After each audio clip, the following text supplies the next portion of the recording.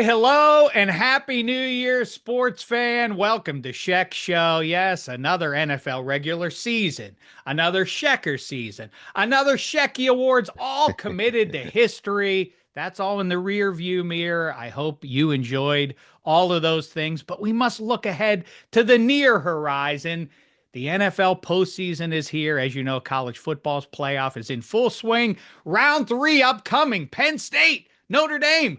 I can't believe these two teams have only played each other 19 total times. When I was growing up and even beyond that, it felt like I was watching the latest installment of a century-old rivalry. Turns out that's not the case. Nevertheless, a juicy game to start off round three of the playoff. We'll get into that in a little bit. But first, let's talk pro football. Let's talk about the playoffs, aka the nightmare for advanced analytics people, because small sample sizes, we can't regard those and count those. We can't count QB wins after all. The sample sizes, I say, is far too small. Let's instead look at what happened in October against ham and egg teams. Or maybe we should lean into it and celebrate the electric moments upcoming here. And who better to do it with than the host of Heed the Call over there on Underdog Fantasy? Spoiler alert, you ain't doing it right if you ain't listening to that show with Mark Sessler. He's one of the have-nots right now. He roots kind of sort of for the Cleveland Browns, but I'm not talking about him. No, instead I am talking about the three-time playoff champion, New York Yankees lover, now I guess the little brother to the New York Metropolitans Oh, and Juan stop it. Soto and all. Well, I don't know about all of that. Maybe soon to embrace once again in a reunion his old pal Rex Ryan. I'm Oh, talking stop. about one of the heroes, Dan Hanzus. How are you? And let me just say, Yes. so much has changed since last we spoke, but so little has changed. To let you know, we last caught up on this show, at least, right after the Jets vanquished the Steelers in Heinz or Acrisure or whatever they call that place now. Zach Wilson did the dirty deed. But things kind of haven't changed because the Jets are still a mess and the Steelers still don't have a QB. And one is in the playoffs where they usually are, and one is outside the playoffs where they usually are. How are you, fella? I'm okay. I'm very happy to be on the Shek Show. Mm, But it is, and it's big by you to not shut down your show knowing what's happened with the Steelers and what is mm, about to happen this weekend. So kudos mm. to you. Mazel tov to you, Dave. Um, Thank you. but as a Jets fan, yeah, I really do. And I've talked about this with a lot of my Jet fan buddies back east. I feel like it's the lowest moment in the franchise right now, and Wow. the only time I could point to where it felt as low was after year two of Kotite when they did 3-13, 1-15. But in that case, an aging Leon Hess handed over the keys to Bill Parcells, and then it started a run of, by Jet standards, glory years where they were in contention for about 10, 12 years. Now, Bill Parcells ain't walking through that door. Woody Johnson, makes Leon Hess look like Vince Lombardi. And I just think I'm very nervous about everything to come as a Jets fan. So even for you Steelers fans and anybody else, like Texans fans, anyone that's has a sense of dread going into the playoffs, just realize it could be so much worse. It could be so much Well, worse. we always say that the NBA is a slower burn. That's changed a little bit over the last few years, but usually there's a progression towards team building or destruction. The NFL, things change fast. As you just Hmm. mentioned, the Jets were a punchline and then briefly weren't when Bill Parcells was there and they played in the title game and all of that. Um, but the vibes are everything. That's what we obsess over. In fact, just before we got on here, I was watching a little ESPN, and they were talking about that. I mean, the unironic headline is this is 1 week after it feels like Football America finally decided that the Vikings were legit. And well, of course, you'd be insane if you're the Vikings to let Sam Darnold go. You know, I wouldn't be surprised if they tag him or ink him to 110 million for 3 years, something like that. That's the latest rumor I've read. But breaking news now, according to ESPN, at least per the headline, Sam Darnold is playing for his job in Minnesota this week, and that's how fast things can change It's true. positively or negatively. So let's start there. Where do you feel, as an objective observer, your Jetropolitans are on the sideline? Where do you feel like the vibes are best right now in pro football as we head into the postseason with the among the 14 teams? Well, I mean, Minnesota's near the top, and I know, yeah, everyone is, and vibes is a buzzword that you hear so much more now. Culture, you hear culture all the time Mm, now. But the vibes, as we've gone through the season on Heed the Call, one thing we've leaned into more in our Sunday recaps is that post-game locker room video that the teams will put out on their socials. And the shot of Darnold a week before last, being carried or being one of the lifted great up, images I've seen. Really, and really then like borderline moving stuff in a yes, sports and they're sense, right? dousing him with the water bottles. And then there was a couple days later, or maybe the next day, there was an alternate angle where you just saw Kevin O'Connell with his arms crossed in the corner of the room, just observing the vibes that he has created, the culture that has been built in that building. And that's why, for instance, go ahead and write off the Vikings, and everyone cannot wait. And I have been maybe the loudest Sam Darnold apologist over the years in the national realm. And I get things wrong all the time, but this one I got right, that Darnold was a player. He just needed to be put in the right spot. But there's still so many people that are just waiting for the other shoe to drop for Darnold to turn into the pumpkin. But I say disregard the Vikings going forward at your own peril, because yes, they got found out and they got exposed. And credit to Aaron Glenn, who I hope is the next Jets coach, by the way, for cooking up a Ooh. masterful scheme in Week 18. But that team is going to come out angry and make adjustments. They're well coached. They got a bunch of studs, and Darnold is strong mentally. He's proven it by rebuilding his career. So vibes great in Minnesota. But yeah, I would think the vibes title, Dave, has to be Detroit, right? I mean, what he has built there, Dan America's Campbell. team, I deem them. It's between them Absolutely. and the Bills. The Bills more sort of over the last decade or so, I think people sort of embrace them because their fans tailgate starting on Friday for a Sunday game and all of that. I mean, I do also think in terms of like national vibes and everybody not being bummed out about a Super Bowl matchup, I don't think you could do any better. Maybe not even just this year, but at any point. Buffalo Bills, Detroit Lions. Oh, And by the that's way, it. if you get Minnesota Vikings, same thing is true. Yes, and anytime you can get a team that hasn't won a chip before, that would be incredible. I want to ask you a question, Dave. You are much, much older than me, just Yes, a yes, decade, vastly. easy. Yeah, Um, oh yeah, has there great. ever been a team since you've been following the NFL that has felt like they were more kind of nationally beloved than these Detroit Lions, where they really do, like you nailed it. We call them America's team too. Like they really are a team that everyone seems to be rooting for. Now, obviously, if you go into pockets of NFC North rivals, that's not going to be the case. But Sure. can you remember another team that has this much juice nationally that everyone's kind of rooting for? It's kind of to the parallel in MLB is like when the Cubs made it to the series in 16. It's similar vibe, but in football, I don't remember Hmm. feeling this as a fan. Yeah, I think that flavor of the month and then it turns into flavor of the generation, then the mood changes a little bit nationally. But I think for a while there, everybody liked the Chiefs, kind of in the Luke Skywalker kind of way. Luke Skywalker wasn't wasn't lovable. I mean, like that was a movie that predates you, I was that going to you say you're weren't talking around to when the it came wrong out, Heed right? the Call I know. cast member. Sessler would be all plugged in on this No, I analogy, know. I but know go that on. I bring it up. I bring it up because I know you don't care about it. He The got his hand no, chopped off by the other guy. I remember that. So correct, go on. correct. Yeah. Han Solo is less powerful, but more beloved by the world at large. Luke Skywalker, a little bit distant, but you rooted for him because you knew he was on the right side of things and you wanted to see him take down the evil empire. That's why we all embraced maybe what 6 years or so ago the Kansas City Chiefs.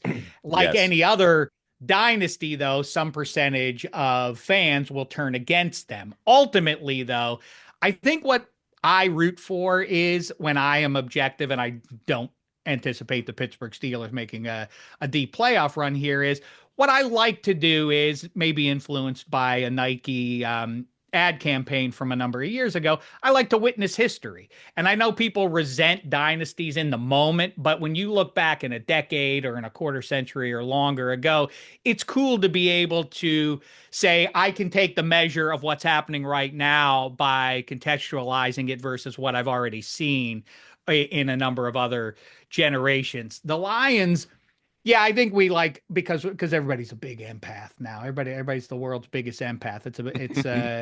It's a competition among 5 billion people right now, to see who can do it. And so everybody feels sad for the Lions fans and for the, but I think spiritually, as I said a week ago, I think we now have to embrace the Lions over the Vikings or anyone else because, Dan Campbell, I know it's a collision sport. It's not wise probably to be playing Jahmyr Gibbs in meaningless games. I'm not talking about the Vikings game. I'm talking the week before, but they wanted to get that one against the Niners because Dan Campbell after the game said, we have to get that bad taste out of our mouth. Like, you're playing for something bigger, coach. And if Jahmyr Gibbs gets hurt, your goal for this season is officially wrecked, I would think.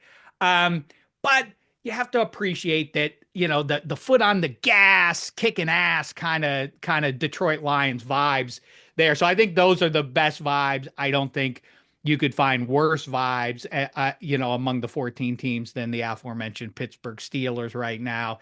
It feels like it's funny. I was on my family text chain. I was talking with my sister Amy, a diehard who goes out there in the minus 20 degrees to go watch meaningless games against the Bengals. I guess that wasn't completely meaningless, but either way, and drags her two grown sons, Ben and Zach.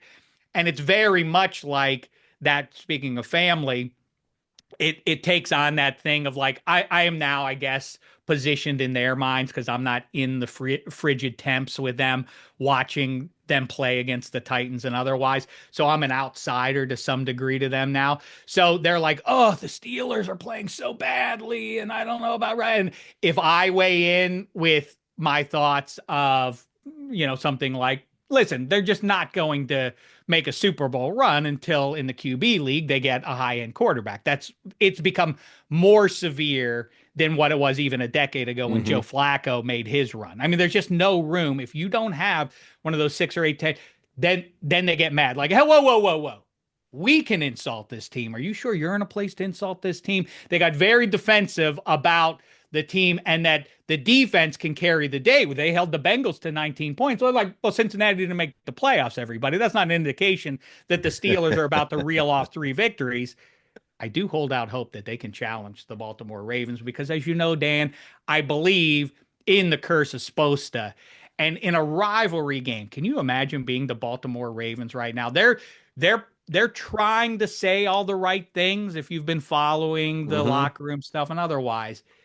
They can't avoid the reality that they are yet again a real Super Bowl contender. And in the wild card round, who do they catch? The arch rival Steelers, wounded. Everybody assumes that they should roll over this team. Lamar Jackson, when he lays down at night and when he wakes up, first thought is like, really? The Steelers? I have to beat Josh Allen and Patrick Mahomes, but first, the Steelers is who I catch in the first round of the playoffs? He's got to be sick. How say you? I agree that we might be sleeping on this game being closer than. I mean, 10 points is the last I saw. That is almost historic in the last like 20 years or so. I looked up all the lines at kickoff, and 10 points is as big as I think it ever has gotten. This is a playoff game now. Yeah, I think if I had to guess, like I think there will be. So the spread is 10. It feels like a 20-10 win for the Ravens, but a game that's 13-10 with 3 minutes to go, and then Derrick Henry busts one. One of those things where it's going to be really taut and stressful for Ravens fans because I think there's some perfect storm stuff going on here. You have the Mike Tomlin element of it where the team has been totally counted out, the nobody believes in us element that you get to pound into your player's head. heads all week. You have the pressure that's on the Ravens in the playoffs, and how that really does manifest. You see it it really does. People act like these things don't matter. They know everyone's waiting for them to fall on their face again in January, and until they can prove that they don't, that's going to be in the back of everybody's minds, I think, including Lamar Jackson. And then the last part of it is Zay Flowers, who I think, to use a Shekism, he's the Jenga Humongous. piece of their passing game.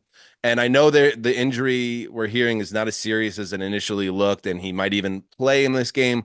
But there's also a very good chance, A, he doesn't play, or B, he just becomes something of a diversion or a decoy. And all of a sudden, and that's when you get into a game. This screams to me, Dave, a game that we're talking, and it's not going to be a thing of beauty, but a game where it ends up being like maybe 650 total yards between the two teams. I don't think your boys win just because I think their offense, you have that knucklehead disease with your wide receivers, and Pickens is going off the reservation now. It does. I think they're going to end up with sub 300 yards of total offense in this game, and it's going to lead to, again, Russ maybe being on his way and all that stuff. And I think that's what's going to get the Steelers, but I think they're going to keep it close and make it at least an entertaining game from that standpoint. A sibling of vibes is momentum. And then there are people out there, the cynics out there, who say there's no such thing as momentum. Those people, in my book, are word parsers. Call it whatever you want. Call it Hogwash. confidence, lack of lost confidence, and all of that. And the vibes are great for Baltimore right now. They're terrible for Pittsburgh right now. But think back to 3 weeks ago in Charm City. Russell Wilson running with the ball, gets down inside the 10, down inside the 5, fumbles the ball. If Pittsburgh scores there, it would be a visit from the ghost of football past for Lamar Jackson. Now we're trailing the Steelers again in a big spot game for us. If that happens, I'm not saying it is going to happen, but if the Steelers can get it to a place where it's, close-ish at the half, a one-score game in the second half, the pressure is entirely, whether you want to believe that or not, on Lamar Jackson's shoulders. And the people who deny momentum or the lack of or lost momentum and all of that assume that professional athletes aren't human beings or eligible for the emotions that we all feel. They are different. They are more confident than you or I are, Dan, but still professional athletes are subject to feeling, oh my God, we can't lose this game. Not again, not again. Of course, When they're that human. starts to happen to you, right, of course. People wish that away when it suits their team. But of course, that's true. Okay. Wait, let me just say one, just to Go button ahead. that up, Dave, because I agree 100%. What you need to win that game as a Steelers fan is the moment where doubt creeps in. And if I text you, and I hope I do, Dave, because I love you and I root for you, so I'll root for your team. I I want to text you Saturday night, and you'll know exactly what I mean because you'll be celebrating where you're watching the game. I'm going to text the Russian is cut, and if the Russian gets cut, then that's when. And you remember, you'll never forget Drago. After he gets cut, he looks down and he's like, "Oh shit!" And that was when the whole thing changed. If the Russian gets cut, I think the Steelers can steal it. I'm glad you brought this moment in history, sports history up The because most important moment in sports history. yeah, really. And it's something else I point to often. Everybody always talks about and luxuriates in the notion of home field advantage. But of course, that is the best example in the history of people of a home field disadvantage.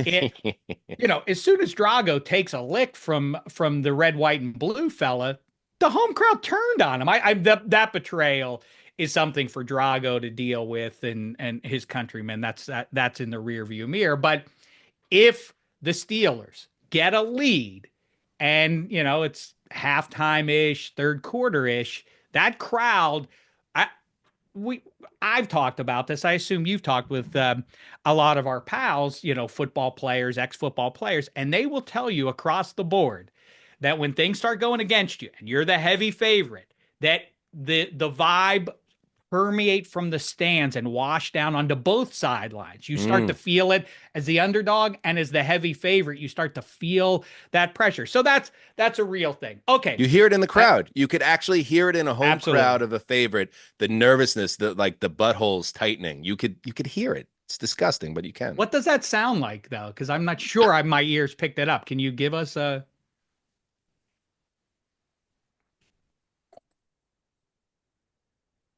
Is that your sound? Well, you weren't doing one, so I thought I would try one. Oh, whoop, whoop. That's more fun. I like yours better. Has a I did a comical realistic quality one to that it. you didn't pick up in your ears, but then I did the cartoonish one. But it'd be funny if you could hear that echoing through M&T Bank Stadium in the third quarter. Okay, listen, I want to talk to you about vibes, and I do feel bad for you. And heed the call is sad. Although the last time I had you on, 18 months or so ago, was to talk about how to root for a franchise that has become a poor Mm. spiritually. I don't mean, and the Steelers felt like they were veering in that direction, but listen, they got into the playoffs as usual. But I'm not sure this is you know, hyperbolic probably. But given that they don't have a quarterback and not a real clean path to getting one, maybe they keep Justin Fields, maybe they keep Russell Wilson and all of that. I don't know that I wouldn't rather be a Jets fan. I mean, because of ownership, I wouldn't, Stop. but the Jets are kind of positioned in a way, I mean, ownership notwithstanding, to to have a better couple of years. Now, of course, the Rooney family and otherwise probably offsets that. But it's funny to me to hear you say that Sam Darnold, you were a believer in Sam Darnold, and you know that this is something I've been saying for the last couple of few years now. I think the progressive offensive coordinator has now transcended the guy at the trigger with very few exceptions. Josh Allen is good, but Joe Brady made a massive difference, obviously, once Ken Dorsey went away, and Joe Brady, that kind of further proves the point. And so is true with Monken and Lamar Jackson, but also Zay Flowers, as you mentioned, and Derrick Henry and all of that. So that you would want Aaron Glenn would disabuse me of any optimism for the Jets. They need to go get somebody, and not Mike McCarthy either. And I mean, Rex Ryan would make me laugh out loud. Um, I take Rex don't as you a think they DC, need by to the go way, and but get? yeah. Okay, yeah, as a DC, that would be one Yeah. thing, right? Yeah, I know. I hear you. And the other thing about you're kind of in a tough spot when you have a defensive head coach. If you even hit on an offensive coordinator, then he gets hired as a head coach. Not that the Jets have ever had to worry about this in the memory of the last 20 years or so. But Oh, I know where so you're going though. so yeah, so you there is this need to hit twice. You got to hit on the head coach, and then you got to hit on the play caller.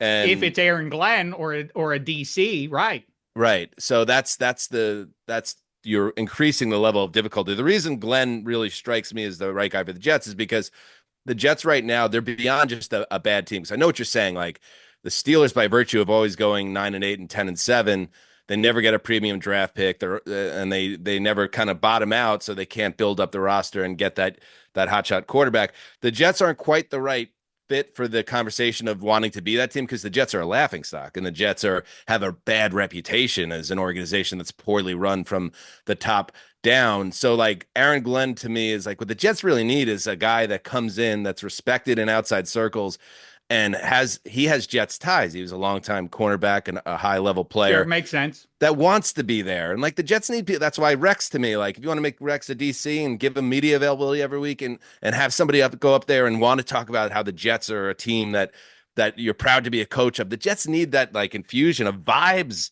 There's nobody with worse vibes than the Jets right now.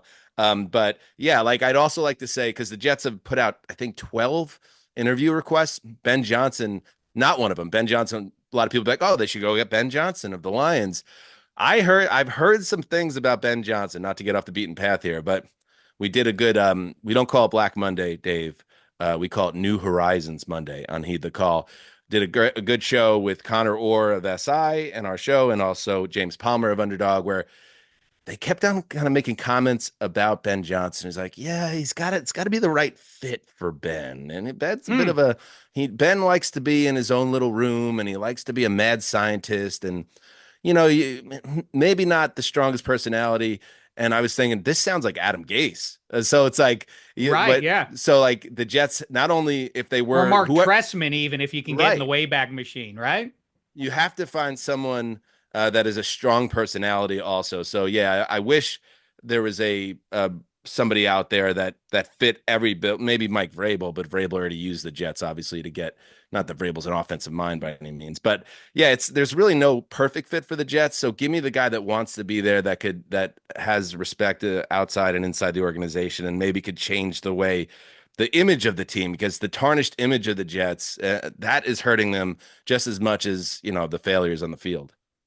Well, I say, and it doesn't probably set most Steelers fans' minds at ease to say, like, listen, Mike Tomlin is a great coach, and I think that without hyperbole, I don't know that there's any other head coach in the NFL that could take a team that has not had a quarterback in 6 years now, 7 years, 7 full years since Roethlisberger hurts his elbow, coincidentally against Russell Wilson in week 2.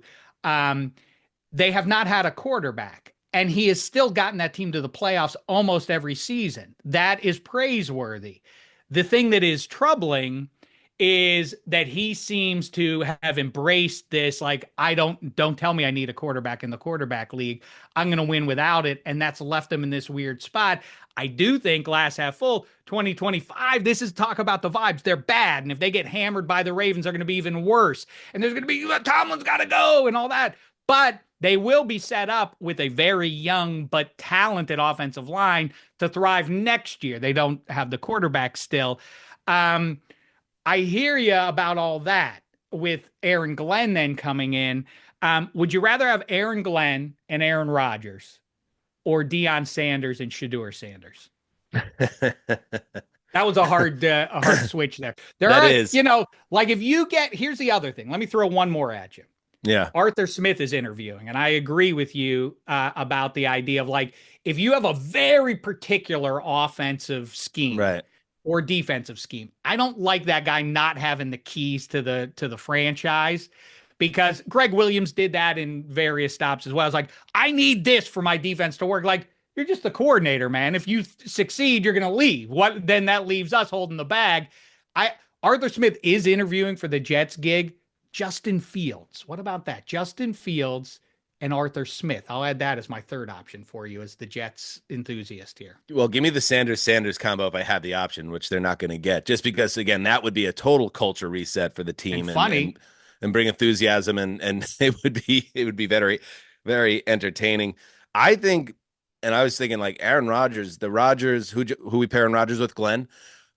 That interests me, although, because as sick as it is, Dave, like, Rodgers just completed one of the best seasons by a Jets quarterback. Oh my in their God. lifetime. Don't. Oh, this is the last thing I wanted to talk to you about, as in, I want to talk about this as our final but I piece don't here. But I know this is the vibes happen. thing that concerned me. This is exactly that the entire season for you, to some extent at least, the 4 touchdowns in a meaningless game against the Dolphins, which was so predictable that he was going to play well in that game.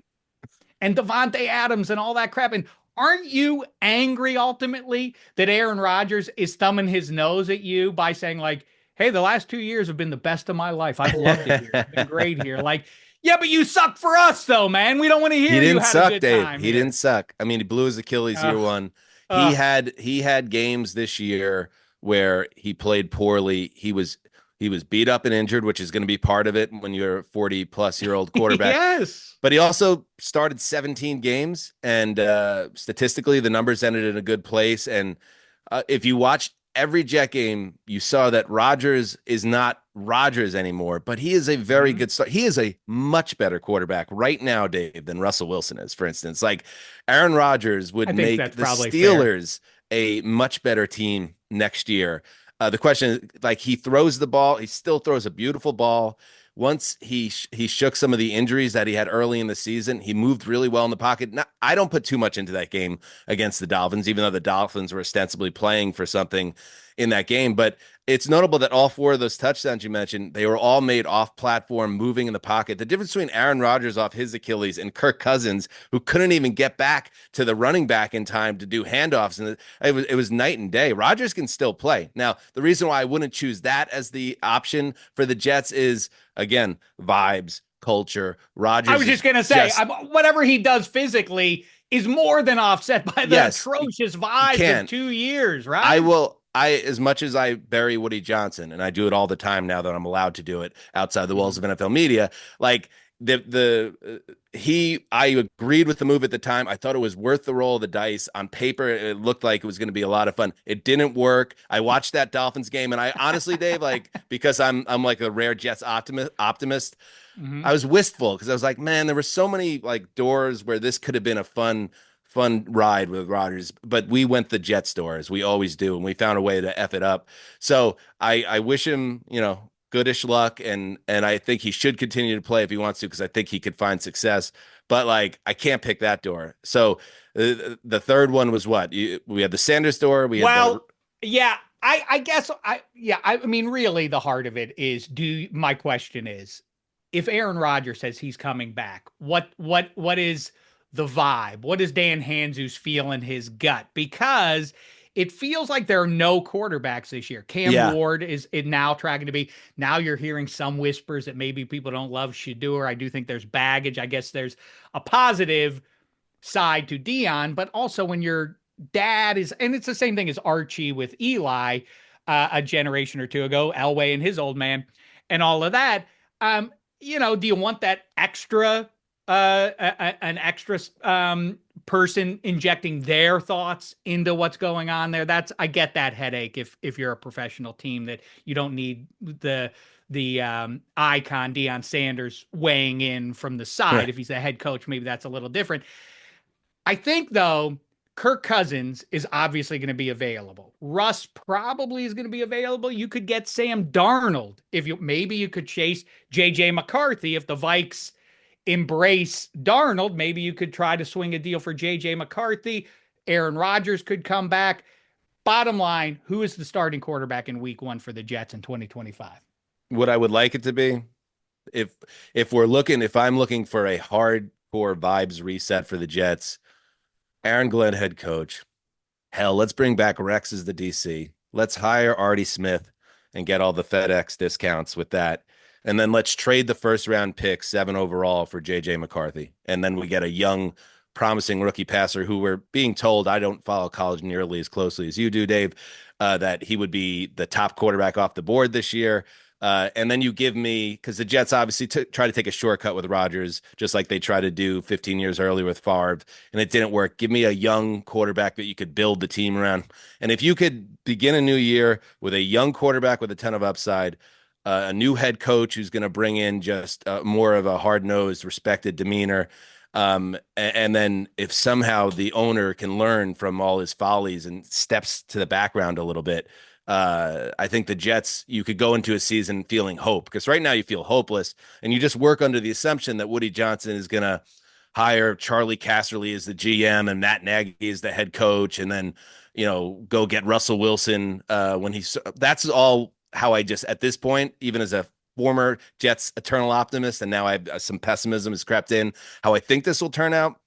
But yeah, give me JJ McCarthy, give me Aaron Glenn, and let's start this thing over. And if Aaron Glenn wants the gig, that is the most important thing. And same goes for the GM role, because legitimately it's maybe not as bad as in Charlotte, Carolina, and maybe not as bad as in Cleveland, but it's kind of close to that. Ownership is an issue if you're taking the gig. And I do think a guy like Ben Johnson, probably, even if he is an oddball, I think that's what he's talking about. He's like, I'm not going to just take a head coaching job to take one. I want one where I can kind of make it for the next 10 or 20 years. He wants a Steelers type vibe. Right. He doesn't want a mercurial owner calling the shots for him. Anyway, listen, we got to run, Dan. I got to let you go. Really appreciate the time. Enjoy these playoffs. Put your feet up. Enjoy the good vibes out there.